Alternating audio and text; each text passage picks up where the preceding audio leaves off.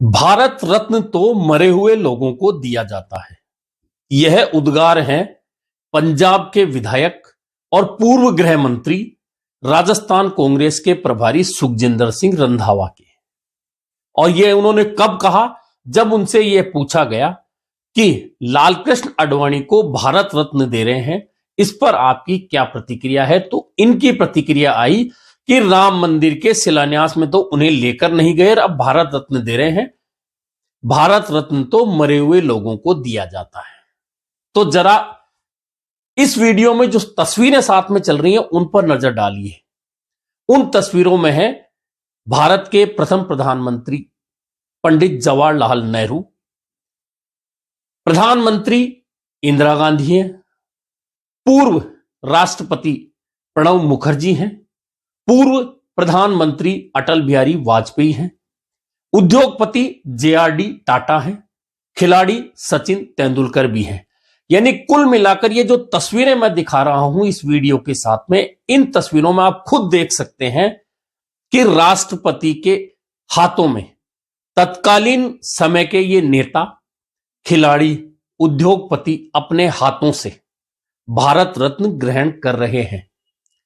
यानी कि राजस्थान कांग्रेस के जो प्रभारी हैं वे नए नेता नहीं हैं, वे 3-4 बार विधायक रह चुके हैं, गृह मंत्री रह चुके हैं, कांग्रेस के नेता हैं, उम्र भी हो चुकी है। और उनकी प्रतिक्रिया आती है कि भारत रत्न तो मरे हुए लोगों को दिया जाता है। सबसे पहले समझने की जरूरत है कि भारत रत्न की शुरुआत कब हुई।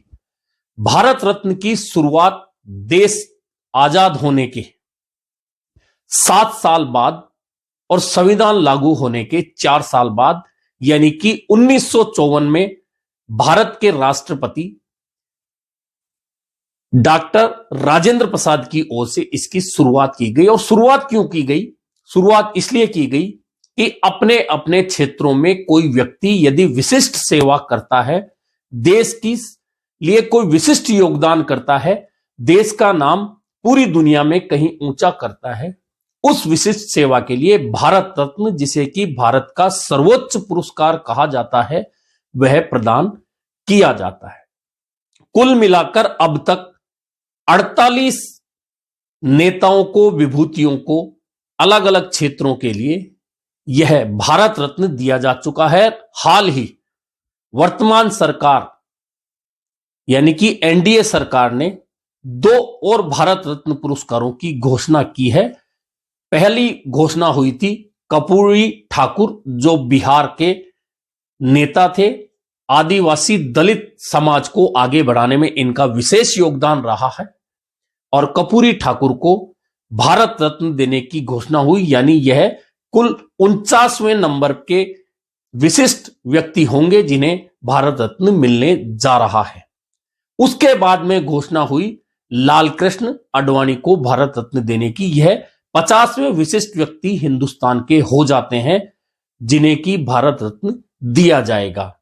उप प्रधानमंत्री रह चुके हैं, भाजपा के नेता हैं, और उन्हें सम्मान स्वरूप भारत रत्न दिया जा रहा है, जो भी जीवित अवस्था में।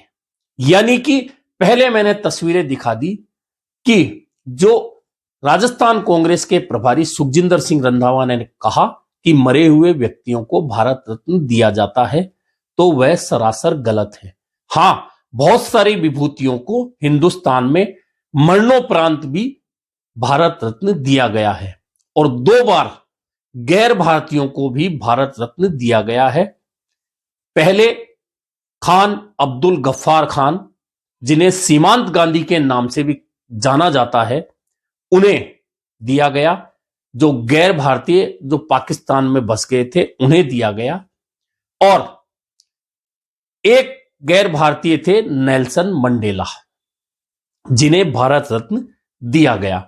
यानी कि कुल मिलाकर अब तक जो भारत रत्न दिए गए हैं उनमें से 46 भारतीय हैं और 2 गैर भारतीय हैं, और 2 भारतीयों के लिए अभी घोषणा हुई है। कुल मिलाकर इस तरह से 50 भारत रत्न विशिष्ट विभूतियां भारत में हो जाएंगी। दरअसल विवाद इसलिए है कि एक वरिष्ठ नेता इस तरह की बातें करता है, वह भी तब जब बिना ज्ञान के, बिना जानकारी के इस तरह की बातें होती है। जवाहरलाल नेहरू कांग्रेस के नेता थे, भारत के प्रधानमंत्री थे। इंदिरा गांधी भारत की प्रधानमंत्री थी, कांग्रेस की नेता थी। प्रणब मुखर्जी भारत के राष्ट्रपति रहे, कांग्रेस के नेता रहे।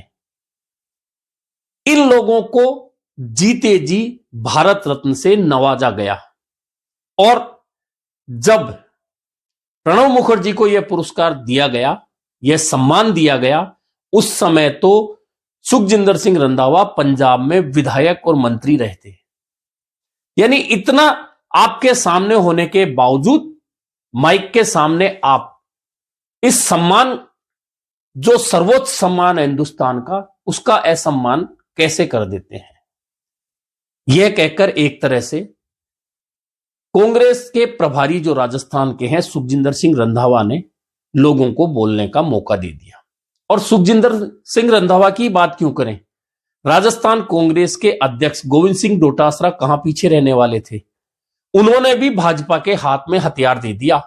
और हथियार क्या दिया, दरअसल जब गोविंद सिंह डोटासरा मीडिया से बात कर रहे थे, मारवाड़ के दौरे पर हैं, वहां जब बात कर रहे थे तो उन्होंने एक बात कही कि एक दिन पहले जो टेंट और भोजन की व्यवस्था कर रहे थे भजनलाल, उन्हें मुख्यमंत्री बना दिया गया, नहीं तो मुख्यमंत्री गजेंद्र सिंह शेखावत मिलते।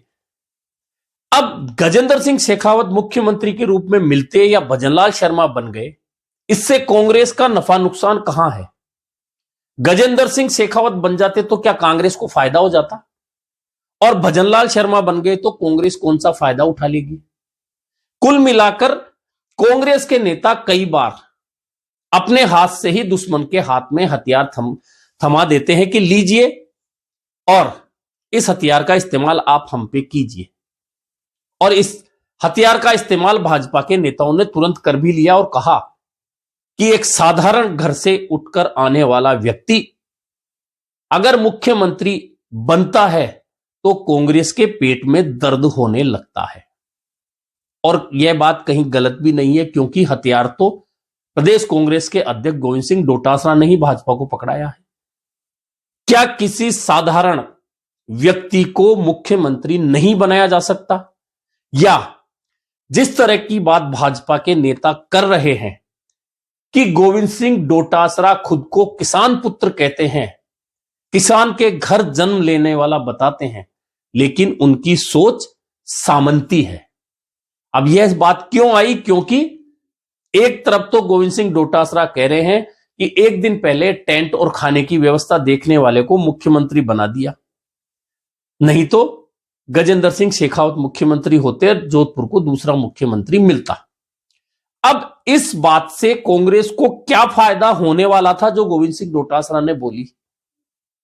दरअसल अति उत्साह के अंदर कई बार नेताओं के बयान इस तरह के आते हैं कि फायदा की जगह पार्टी का वे नुकसान करवा देते हैं। और अब निश्चित मानिए कि भाजपा इस मामले में बहुत मास्टर है कि यदि विपक्षी पार्टी ने उसके हाथ में बयान के जरिए कोई हथियार थमाया है तो उसका इस्तेमाल जरूर किया जाएगा।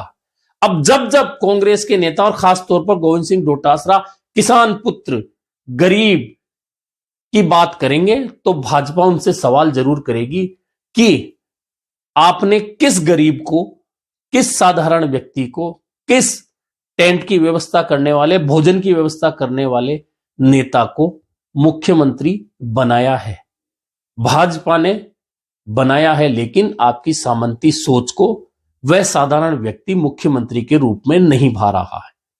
कुल मिलाकर राजस्थान कांग्रेस के प्रभारी का मरे हुए व्यक्तियों को भारत रत्न देने का जो बयान है उस पर भी उंगलियां उठ रही है, और गोविंद सिंह डोटासरा के इस बयान पर भी उंगलियां उठ रही है कि भोजन और टेंट की व्यवस्था देखने वाले व्यक्ति को मुख्यमंत्री बना दिया गया।